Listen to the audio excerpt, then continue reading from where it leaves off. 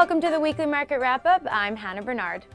With major stock market indices turning in mixed performance for the first complete week of January, many investors are beginning to reconsider their bullish outlook for 2014.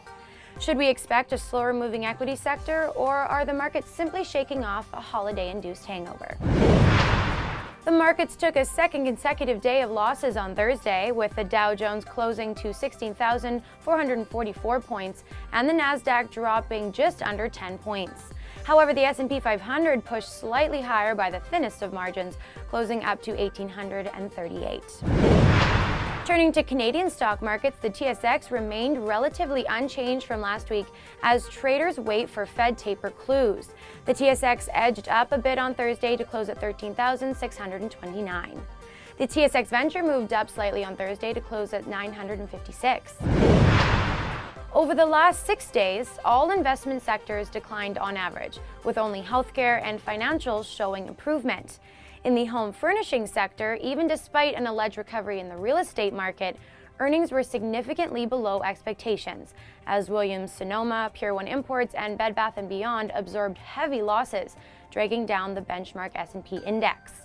Even more concerning for the overall health of the economy is the earnings miss for Family Dollar stores, which primarily serve low to middle income families, suggesting a comprehensive decline in consumer spending as compared to previous years.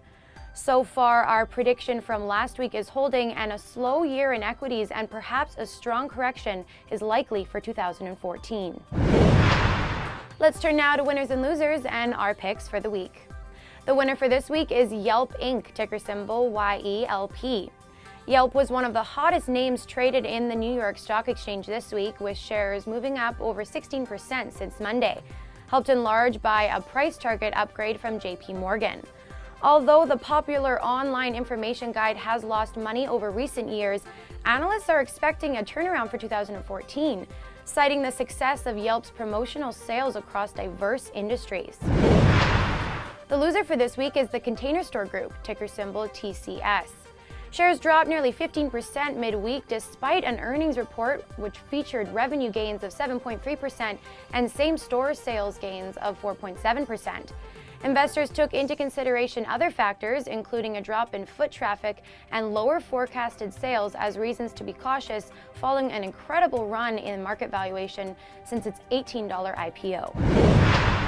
Now looking at precious metals, gold had a slow series of sessions this week, closing Thursday at 1,227.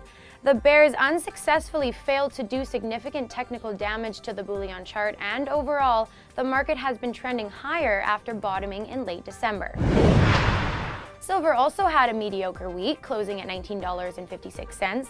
It bottomed at the beginning of December and has exhibited choppy trading behavior relative to gold, but it too remains as an overall positive trend.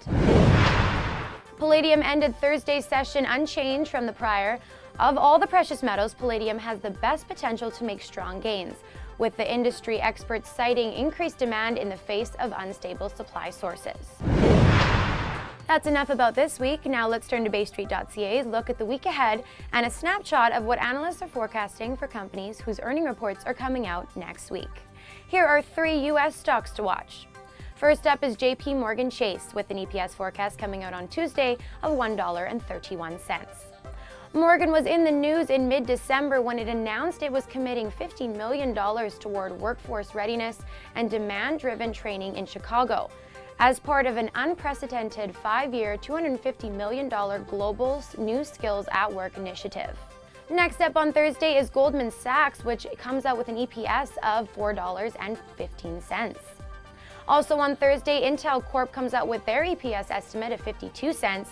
The company, known as Mr. Chips, announced in mid-December it will become a founding partner and a preferred technology provider of the world's newest and most technologically advanced stadium, Levi Stadium in Santa Clara, California, the new home of the San Francisco 49ers. Go Kaepernick.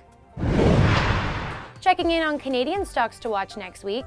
First up on Tuesday is Bauer Performance Sports, with an EPS forecast of 22 cents.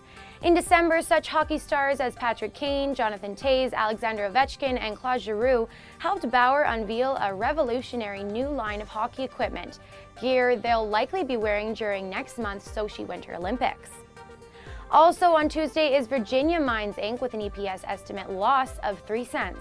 And on Thursday, Forbes and Manhattan Coal Corp has an EPS estimate that calls for a loss of 5 cents.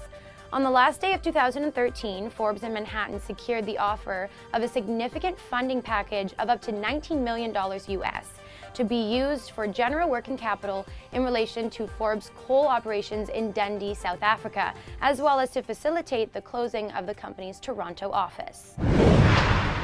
And that wraps it up. Thanks again so much for joining us for another weekly market wrap-up. Before you head out for the weekend, make sure to subscribe to our YouTube channel and find us on Facebook and on Twitter.